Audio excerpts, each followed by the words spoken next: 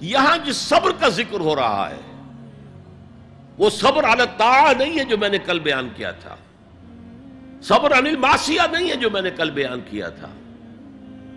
وہ صبر ہے اللہ کی راہ میں صبر، اللہ کی راہ کی جد و جہد کرتے ہوئے اگر فقر و فاقہ کی کیفیت ہو جائے، جیسے پورا بنی ہاشم کا قبیلہ جو ہے وہ 3 سال تک نظر بند رہا ہے شعب بنی ہاشم کے اندر، اور گھاٹی کے دونوں طرف پہرا تھا کہ کوئی خوراک اندر نہ جانے پائے۔ ایسا وقت بھی آیا ہے کہ بنو ہاشم کے چھوٹے چھوٹے پھول ایسے بچے بلک رہے ہیں بھوک سے، اور اس کے سوا کچھ نہیں کہ سوکھے چمڑے ابال کر اس کا پانی ان کے حلق میں ٹپکا دیا جائے۔ یہ اللہ کی راہ میں صبر ہے۔ غزوہ احزاب میں جو ہوا ہے، پیٹوں پر پتھر باندھے گئے اور حضور نے اپنے شکم مبارک پر 2 پتھر باندھے ہوئے۔ غزوہ تبوک میں جو ہوا ہے کہ 3 مجاہدوں کا ایک دن کا راشن 1 کھجور، پہلے ایک نے اپنے منہ میں رکھ کر کچھ دیر چوسی، پھر دوسرے کو دے دی، اس نے چوسی، پھر تیسرے کو دی۔ تو اس لیے والصابرین، اور یہ میں عرض کر چکا ہوں، یہ مفعول کی حیثیت کیوں آیا؟ خاص طور پر ایمفیسائز کرنے کے لیے، صابرون نہیں آیا، والصابرین، اخص بذکر الصابرین۔ اور اصل میں نیکی جو ہے اس کا معیار تو وہ ہے حق کے لیے بھوک سہو، تکلیفیں سہو،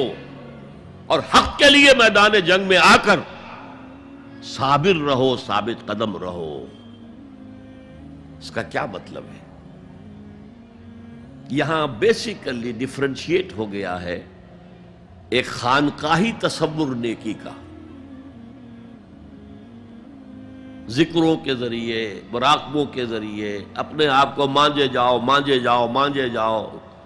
پھر وہ جو جن کو مانج دیا گیا ہے وہ دوسروں کو مانجھیں مانجھیں مانجھیں، مانجنا ہی چلا ہے، آگے نہیں۔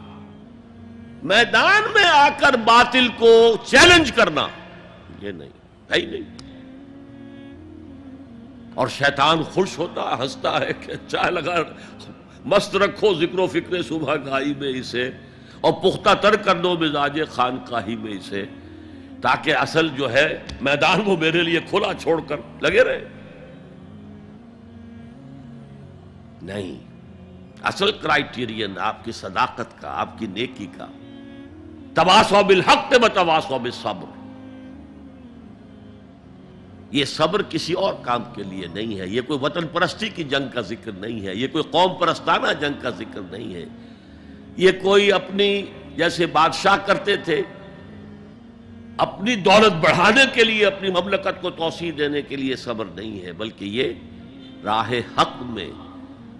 والصابرین فی الباساء والضراء وحین الباس، خصوصاً وہ جو صبر کرنے والے ہیں فقر و فاقہ میں، بھوک میں اور تکلیف میں۔ زخم آ گیا ہے، تیسرے اٹھ رہی ہیں، برداشت کر رہے ہیں، آدمی کانپ جاتا ہے۔ معاذ اور معوذ جو 2 نوجوان تھے جن کو حضور نے تو کہا تھا تم ابھی کم عمر کے ہو، تم جاؤ،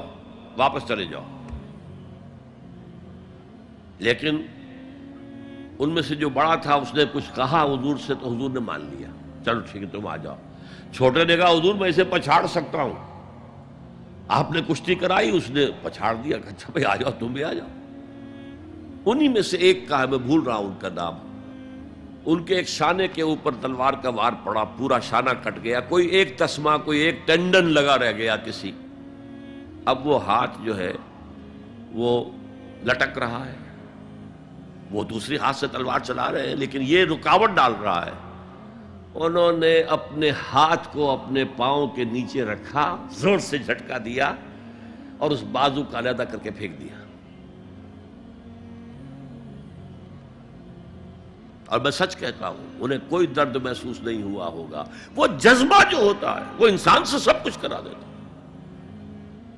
جس کا ہم تصور نہیں کر سکتے۔ والصابرین فی البأساء والضراء وحین الباس، اور جنگ کے وقت، حق و باطل کی جنگ، وہ جنگ جو ہے زرپرستی کی نہ ہو، ملک گیری کا نہ ہو، وہ حق کے کلمے کو بلند کرنے کے لیے ہو، انسانوں کو ملوکیت کے شکنجے سے نجات دلانے کے لیے ہو، انسانوں کو کیپٹلزم کے جنگل سے اور اس کے چنگل سے نجات دلانے کے لیے ہو، وہ جنگ جو حق کے لیے ہو، اس میں ثابت قدم رہنا، یہ صبر کی سب سے اونچی منزل ہے۔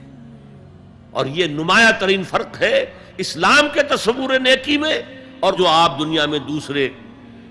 چاہے وہ بدھ مت کا تصور ہو، اور چاہے وہ کسی اور کا تصور ہو، اور چاہے وہ صوفیانہ تصور ہمارے ہاں کا ہو، چاہے وہ کرسچین موناسٹسزم کا تصور، ان سب سے جو فرق ہے وہ یہ ہے کہ جہاد فی سبیل اللہ چوٹی پر ہے، دیٹ از دی پیک۔ حضور نے اسے کہا ضربۃ السنام منہ الجہاد فی سبیل اللہ، ہمارے دین کی حقیقت جو ہے اس میں اس کی چوٹی جو ہے وہ اللہ کی راہ میں جہاد ہے۔